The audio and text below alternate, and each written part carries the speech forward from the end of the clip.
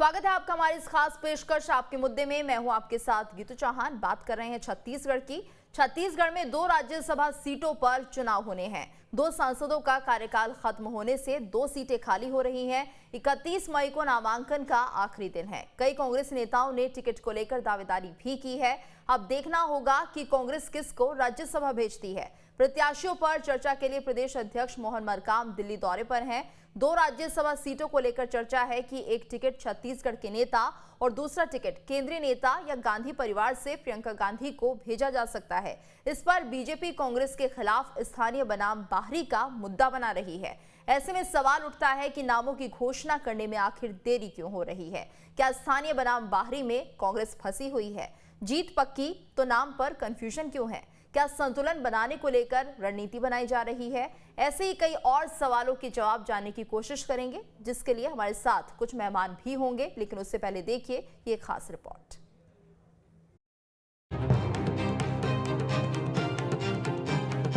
देवबंद में 2 दिन तक चली जमीयत उलेमा हिंद की कॉन्फ्रेंस में कई प्रस्ताव पास हुए। इस बैठक में ज्ञानवापी, मथुरा और कॉमन सिविल कोड को लेकर प्रस्ताव भी पास हुए। कॉमन सिविल कोड को लेकर जमीयत उलेमा हिंद ने साफ कर दिया कि मुस्लिम शरीयत के हिसाब से चलेगा। जमीयत के मंच से साफ कहा गया कि मुस्लिम पर्सनल लॉ बोर्ड को खत्म करने के लिए सरकार कॉमन सिविल कोड को लाना चाहती है, जो बर्दाश्त नहीं होगा। अगर ऐसा हुआ तो हर तरह के विरोध को मजबूर होंगे। यूनिफॉर्म सिविल कोड की तजवीज से मुताल्लिक ये कहना चाहता हूँ, कानून कोई बन जाए, अगर मुसलमान शरीयत पर चलने का अज़्म कर ले तो कोई कानून उसका रास्ता नहीं रोक सकता। अगर हम अपने अंदर इस्लाम को समो लेंगे। और इस वक्त हमारे साथ खास मेहमान जुड़ चुके हैं। हमारे साथ आवेश तिवारी वरिष्ठ पत्रकार जुड़े हुए हैं, के.एस. चौहान बीजेपी प्रवक्ता हमारे साथ बने हुए हैं, अनिल सिंह कांग्रेस के नेता हमारे साथ जुड़े हैं। आप तीनों का बहुत बहुत स्वागत है। और सवाल वही है कि जिस तरह से राज्यसभा नाम के उम्मीदवारों को लेकर चयन की बात की जा रही है, अनिल सिंह जी, क्या माना जाए कांग्रेस की तरफ से क्या कोई नाम फाइनल हुआ है अभी तक?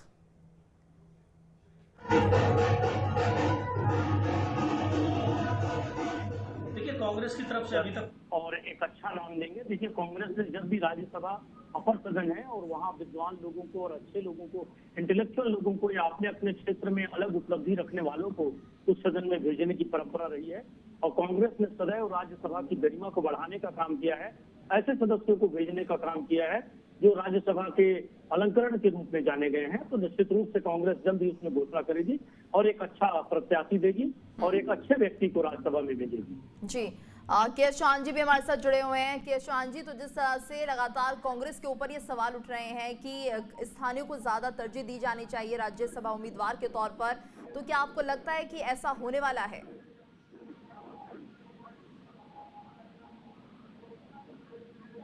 ऐसे प्रत्याशी को भेजना चाहिए, ये मानसिकता रख के भेजनी चाहिए, मेरे को बहुत खुशी होती।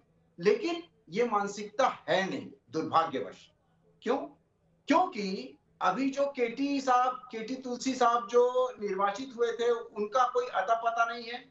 उनको छत्तीसगढ़ से राज्यसभा भेजा गया था। उन्होंने ऐसा कोई काम नहीं किया है जो छत्तीसगढ़ के विकास के लिए, उत्थान में काम आ सके। एक जब छत्तीसगढ़ का जो स्थानीय जो नेता होता है, जब वो राज्यसभा जाता है, 50-60 लोगों का वो नेतृत्व करते रहता है, 50-60 लोगों के क्षेत्र से जाता है, तो मैं बता दूं कि उसको एक दायित्व होता है, भले वो कोई भी पार्टी का हो, लेकिन उसके ऊपर एक जवाबदारी होती है कि मेरे को अपने क्षेत्र का विकास करना है, अपनी भूमि का विकास करना है। जिस भूमि ने मुझे इतना बड़ा पद दिया है, इतनी बड़ी जवाबदारी दी है, उसके प्रति उसकी जवाबदारी होती है, एक इमोशन होते हैं। लेकिन जो बाहरी प्रत्याशी है, उसका क्या इमोशंस होगा? कोई इमोशन नहीं। और जो कांग्रेस पार्टी है, मैं आपको बता दूं कि छत्तीसगढ़ को वो एक साधन मात्र मानती है, सिर्फ अपनी पॉलिटिक्स का एक साधन। उनका कोई इमोशनल टच नहीं है इनके साथ। और इसका जीता जागता नमूना है हमारे मुख्यमंत्री जी, जो कि मुख्यमंत्री जी अपने छत्तीसगढ़ वासियों के लिए कुछ नहीं कर रहे।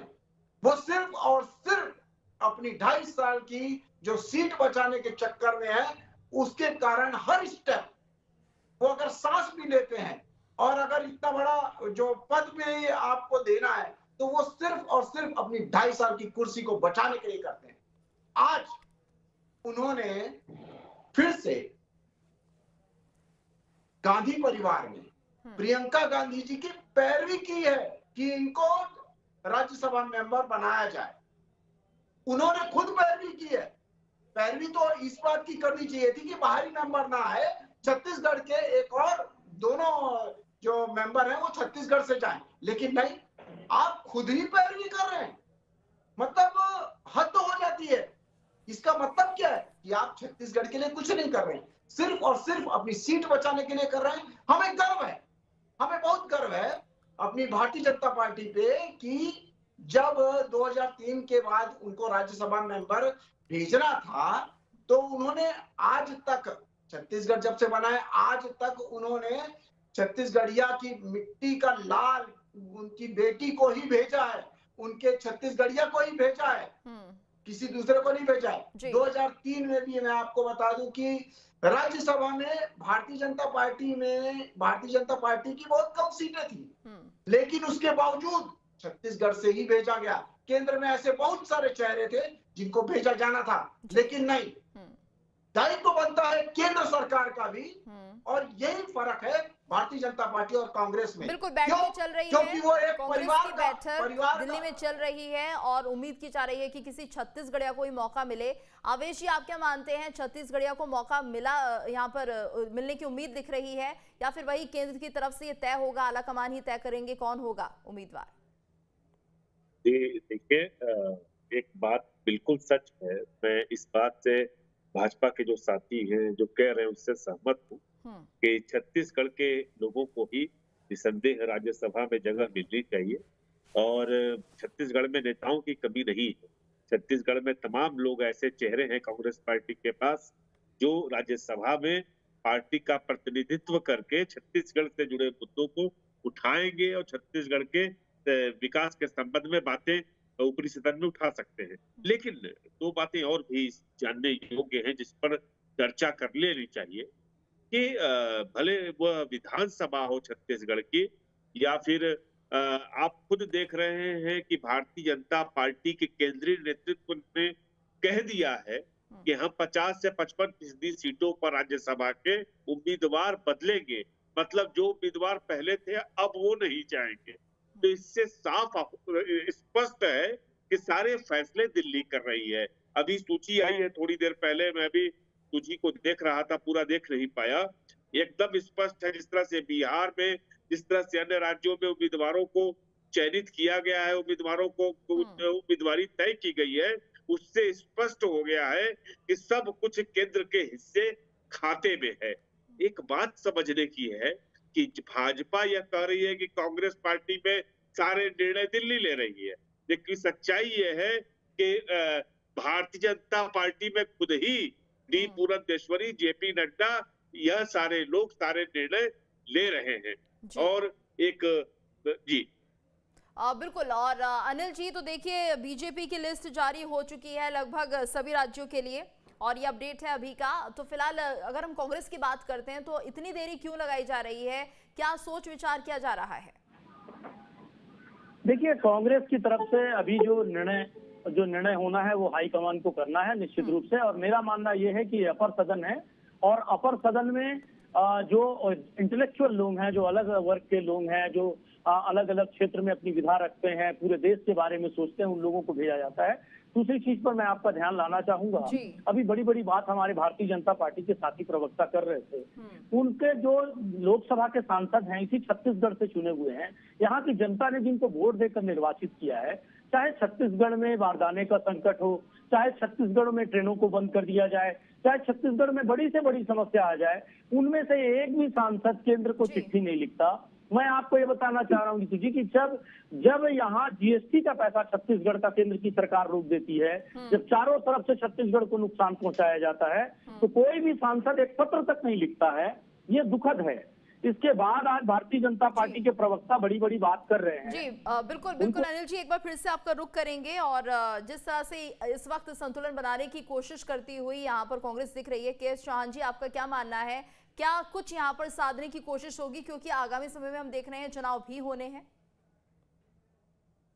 गीतू जी, ये तो इनकी मजबूरी है कि ये आखिरी चुनाव है राज्यसभा का, नहीं तो ये इसके बाद सीधा विधानसभा है। विधानसभा के पहले फिर कोई राज्यसभा का चुनाव नहीं है। उसके पहले अगर ये उसके पहले अगर कोई और चुनाव होता तो ये दोनों की दोनों सीटें बाहर दे देते, क्योंकि जो हमारे मुख्यमंत्री जी हैं, यहाँ का संगठन है, वो तो पूरी कठपुतली है वहां का। और जो केंद्र सरकार का जो निर्णय है वो छत्तीसगढ़ के बारे में तो कुछ सोच ही नहीं रहा है ना, वो सिर्फ साधन मात्र मान रहा है। वो ये हमारे जो भाई बोल रहे थे, वरिष्ठ पत्रकार बोल रहे थे कि केंद्र सरकार डिसीजन लेती है, बिल्कुल लेती है। भारतीय जनता पार्टी की केंद्र सरकार जो डिसीजन लेती है और कांग्रेस सरकार जो डिसीजन लेती है, उसमें दोनों में बहुत ज्यादा जमीन और आसमान का फर्क है। केंद्र सरकार जो हमारा डिसीजन लेती है वो छत्तीसगढ़ की भलाई के लिए, छत्तीसगढ़ को देख के, छत्तीसगढ़ की इज्जत, अस्मिता को, छत्तीसगढ़ वासियों को इज्जत देके उसके बाद डिसीजन लेती है। इसीलिए आज तक जब से छत्तीसगढ़ बना हुआ है तब से आज तक एक भी बाहर का राज्यसभा मेंबर क्यों नहीं बना। और आप एकदम रोड पे आ गए थे जब राज्यपाल जी ने कुलपति बाहर का करवा रहे थे, तो उसके बाद तो आप तो रोड में आ गए थे। आप बोल रहे थे कि यहाँ पर इंटेलेक्चुअल लोगों की कमी है क्या, जो बाहर से आप मंगा रहे हैं, जो बाहर से आप प्रतिभा ले रहे हैं। तो बिल्कुल, और उसके बाद राज्यपाल जी ने अपना निर्णय भी बदला और उसके बाद यहाँ का लोकल छत्तीसगढ़िया को कुलपति बनाया गया। लेकिन आज क्या हो गया आपको, और आपको कुछ नहीं हुआ है। आपको सिर्फ और सिर्फ अपनी 2.5 साल की सीट का बस वो बचाना है। छत्तीसगढ़ की जनता, छत्तीसगढ़ आपके लिए एक साधन मात्र है। लेकिन मैं आपको बता दूं, छत्तीसगढ़ की जनता बहुत ज्यादा जागरूक है, इसका जवाब आपको जरूर देगी। भौरा खेलिए आप, गेड़िया चलाइए आप, बोरीबासी खाइए आप, लेकिन छत्तीसगढ़िया का हक मत खाइए। हक खा रहे हैं आप जी। आप खुद ही वहां पर पैरवी कर रहे हैं कि प्रियंका गांधी जी को बनाना चाहिए।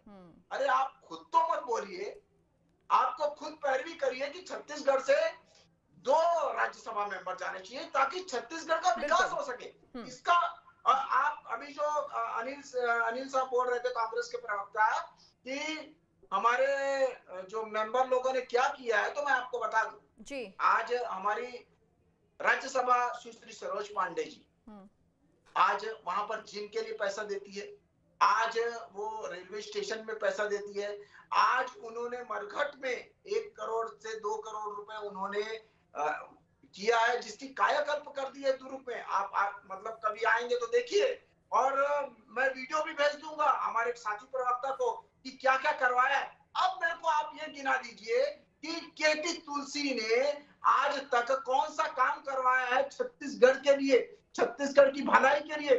जो यहाँ पर रहता है ना, उसको जवाब देना पड़ता है, वो जवाबदार रहता है, वो अपनी जवाबदारी समझता है, इसलिए वो बेहतर काम कर सकता है बल्कि बाहरी आदमी। लेकिन इनकी मजबूरी है, मजबूरी भी नहीं बोलिए आप, इनकी इच्छा बोलिए कि ये अपने लिए छत्तीसगढ़ की विकास को ताक में रखते हुए अपनी सीट बचाने के चक्कर में ये सब चीजें कर रहे हैं। वरना आप प्रियंका गांधी जी को खुद पैरवी करते, ये क्या तरीका है। बिल्कुल। आवेश जी, क्या माना जाए अगर प्रियंका गांधी यहाँ से चयनित होती हैं राज्यसभा सीट के लिए, तो फिर किस तरह की राजनीति यहाँ पर देखने को मिलेगी छत्तीसगढ़ में, और क्या जो यहाँ के नेता हैं, छत्तीसगढ़िया नेता हैं, उनमें भी नाराजगी दिखेगी? ऐसा कुछ हालात बनते हुए दिखाई देंगे फिर? बिल्कुल नहीं। देखिए, मैं एकदम जो स्पष्ट मैं देख पा रहा हूँ, पहले तो भारतीय जनता पार्टी के साथी अभी बता रहे थे बाहरी, और देखिए देश पूरा एक समग्र देश की जब बात होती है तो हमें समग्रता से देखनी चाहिए। सच्चाई ये है कि जब भाजपा की सरकार थी, बहुत सारे मंत्री बाहर के प्रदेशों से आके मंत्री बन गए। सुनिए, भाजपा की सरकार थी रमन सिंह की, बाहरी प्रदेशों के लोग आके मंत्री बन गए, वो आप भी जानते होंगे। हम ये कह रहे हैं कि कांग्रेस में चूंकि इस बात बिल्कुल सच बात यह है कि 2 सीटें हैं और उम्मीदवारों की संख्या बहुत ज्यादा है, और यह भी सच है कि छत्तीसगढ़ में इंटेलेक्चुअल्स की कमी नहीं है, भले वो भाजपा हो चाहे कांग्रेस हो, दोनों पार्टियों में तमाम विद्वान पड़े हैं, तमाम लोग ऐसे हैं कि जिनका कद बहुत बढ़िया है। लेकिन बिल्कुल सही अब बात। आप यह क्यों भूल सकते हैं कि प्रियंका गांधी एक कांग्रेस पार्टी की नेत्री है, एक पार्टी जिसकी सरकार है, और वह पार्टी जो बार बार कहती है कि हम अपने आला कमान की राय से फैसला लेंगे, हम राहुल जी के कहने से फैसला लेंगे, हम सोनिया गांधी के फैसला लेने से फैसला लेंगे। और एक बात सच है कि अगर प्रियंका गांधी की उम्मीदवारी यहाँ से तय होती है, प्रियंका गांधी यहाँ से राज्यसभा में जाती है, तो 2023 के विधानसभा चुनाव में कांग्रेस की बढ़त बढ़ जाएगी, कांग्रेस और ज्यादा बढ़त हासिल कर लेगी। आप रणनीति देखिए, यह भी कांग्रेस की रणनीति है। और मुझे यह भी लगता है कि भारतीय जनता पार्टी को फिलहाल इस बात पर विचार करना चाहिए कि वह कौन व्यक्ति होगा जिसके नेतृत्व में यह 2023 का चुनाव लड़ेंगे। कांग्रेस किसको उम्मीदवार बनाती है, कांग्रेस का अंदरूनी मामला है। यह जरूर है, भाजपा को यह बार बार कहना चाहिए कि आप जिसको उम्मीदवार बनाए वो छत्तीसगढ़ के हितों की बात करें। अगर हितों की बात नहीं करते तो भाजपा को कहने का हक है। लेकिन अब कांग्रेस क्या करती है, इससे बीजेपी का क्या मतलब?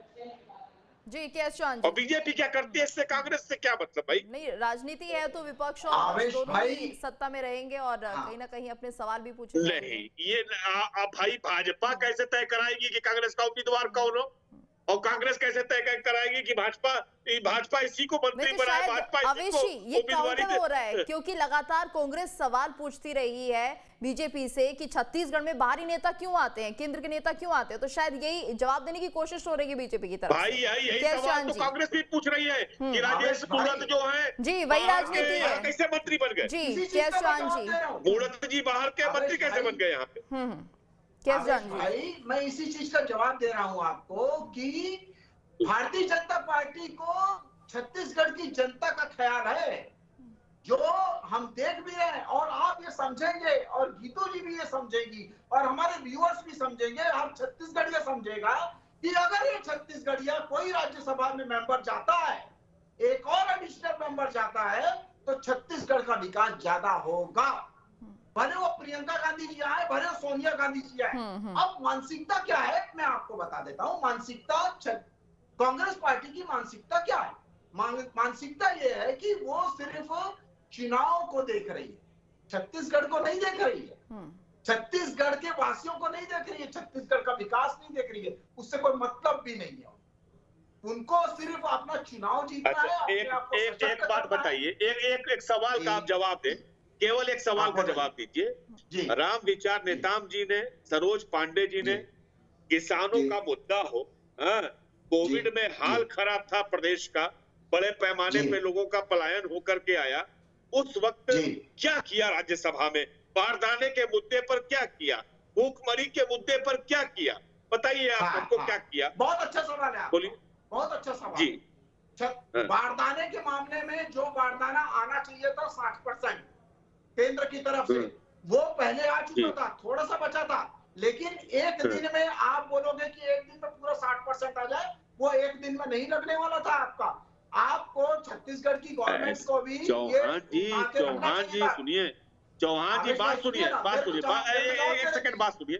अरे एक बात तो सुन लीजिए, एक बात सुनिए। जीतू चौहान जर्नलिस्ट हैं और आप एक जर्नलिस्ट से बात कर रहे हैं, आपको भी सच्चाई नहीं पता, आपकी पार्टी को भी नहीं पता। सच्चाई ये है कि पश्चिम बंगाल में जितने जूट के कारखाने थे, जहां बारदाने बनते थे, वहां पे 60% तक कारखाने बंद हो गए, लोगों को रॉ मटेरियल मिलना बंद हो गया, बिहार के मजदूरों ने जाना छोड़ दिया। आवेश भाई एक बात बताइए, आप ये मेरे को सिर्फ बता दीजिए कि पूरा बारदाना केंद्र की तरफ से आया कि नहीं आया?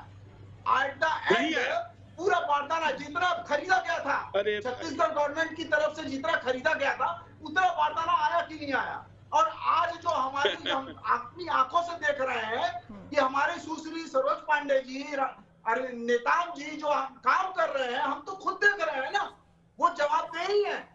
वो यहाँ पर जो आप एक सड़क बना रहे हैं, एक चौराहा बना रहे हैं, एक रेलवे स्टेशन में जीर्णोद्धार कर रहे हैं और जीर्णोद्धार अपने बरगढ़ का कर रहे हैं और दूसरी जगह का कर रहे हैं, वो हम तो अपनी आंखों से देख रहे हैं ना। जिम का कर रहे हैं, सब जगह फंड दे रहे हैं, वो तो हम अपनी आंखों से देख रहे हैं। और ये आप बिल्कुल मानिए बात आवेश भाई, क्योंकि जो अगर छत्तीसगढ़ का बाशिंदा होगा वो छत्तीसगढ़ के प्रति ज्यादा जवाबदार होगा।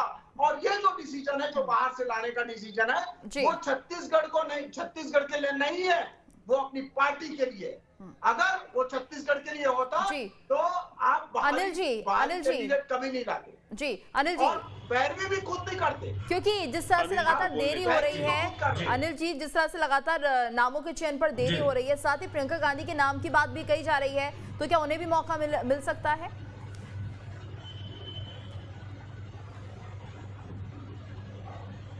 देखिए, मैं कांग्रेस का बहुत छोटा कार्यकर्ता हूं गीतू जी, और मैं आपसे एक ही निवेदन करूंगा कि कांग्रेस का हाईकमान और कांग्रेस की वर्किंग कमेटी क्या निर्णय लेती है, मैं उस पर टिप्पणी तो नहीं करूंगा, लेकिन आपको एक बात जरूर कहना चाहूंगा कि जब क्षेत्रीयता की बात हो, हमारे छत्तीसगढ़ के चुने हुए विधायक और सांसद जब मोदी सरकार के खिलाफ आवाज नहीं उठा सकते, मैं कहता हूं खिलाफ भी नहीं उठाना है, आपको छत्तीसगढ़ के जनता की आवाज बुलंद करनी है कि छत्तीसगढ़ के जीएसटी का पैसा क्यों रोका जा रहा है, छत्तीसगढ़ में लगातार कोयले की कमी से एक हमारे कोरबा का पावर प्लांट क्यों बंद हो गया, क्यों वितरण में आप व्यवहार करते हैं, क्यों छत्तीसगढ़ को जो वादाएं मांगे जाते हैं छत्तीसगढ़ की स्थिति जाननी होगी, तो ऐसे नेता को राज्यसभा भेजना होगा अनिल जी, जो कि छत्तीसगढ़ के हालातों को जानता है। सौतेले व्यवहार के लिए जी बिल्कुल, ये सारे मुद्दे हैं जो कि उठाए जाएंगे संसद में, लेकिन यहाँ पर सवाल तो यही है कि जो छत्तीसगढ़िया होगा वो बेहतर समझ पाएगा। कहना चाहता हूँ गीतू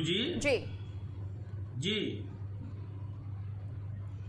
निश्चित रूप से समझ पाएगा, लेकिन राज्यसभा उच्च सदन है और छत्तीसगढ़ को भी नेतृत्व हमेशा मिला है, छाया वर्मा जी को हमने भेजा, और इसके अलावा छत्तीसगढ़ की आवाज हमेशा बुलंद हुई है राज्यसभा में, आगे भी होगी। और राज्यसभा एक अपर सदन है, वहां अगर कोई छत्तीसगढ़ से सहित पूरे हिंदुस्तान की राजनीति को समझता है तो कोई दिक्कत की बात नहीं है। कितने सारे ऐसे छत्तीसगढ़ से हमारे फूलोदेवी नेताम जी गई थी, छाया वर्मा जी गई थी।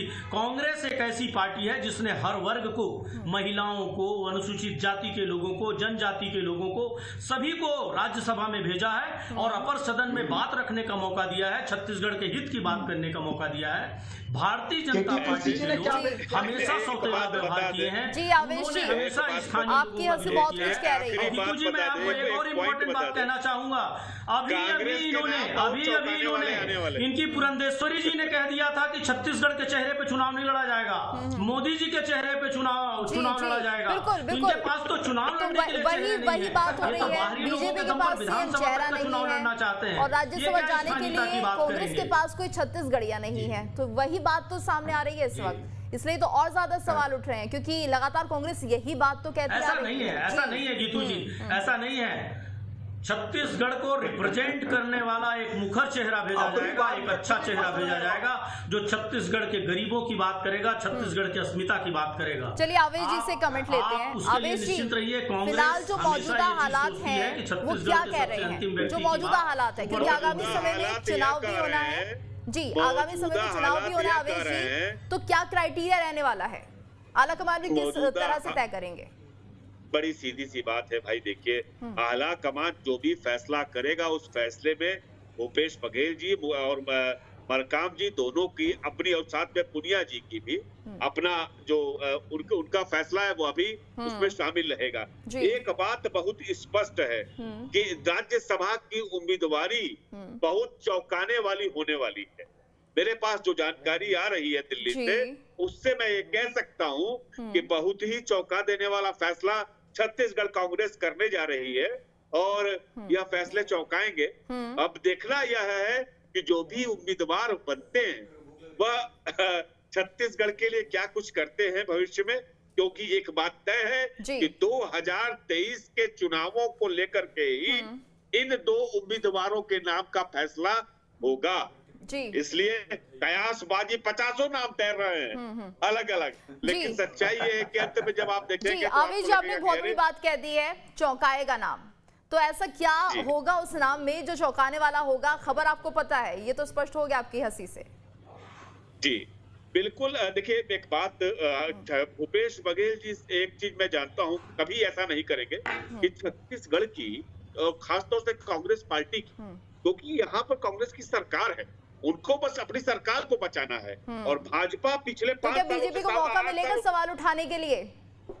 नहीं मिलेगा, नहीं मिलेगा। ये मैं फिर से कह रहा हूँ, दोहराने जा रहा हूँ कि अब इस उम्मीदवारी के बदौलत कांग्रेस की स्थिति मजबूत होगी और ये बड़ा रणनीतिक फैसला करने जा रहा है। जो देरी हो रही है वो दरअसल मैं भी सोच रहा था जिस तरह से चौहान भाई साहब सोच रहे हैं, लेकिन मुझे लग रहा है और जो दिख रहा है बिल्कुल बहुत चौंकाने तो चलिए, ज्यादा समय नहीं है, कुछ ना कुछ नाम तो जरूर सामने आएंगे और जैसा आप कह रहे हैं चौंकाने वाले नाम होंगे, देखते हैं कितना चौंकाएंगे सभी को। बहुत बहुत शुक्रिया आप सभी का इस चर्चा में हमारे साथ जुड़ने के लिए। और इसी के साथ इस खास पेशकश में इतना ही। रुकेंगे एक ब्रेक के लिए, ब्रेक के बाद खबरें जारी हैं।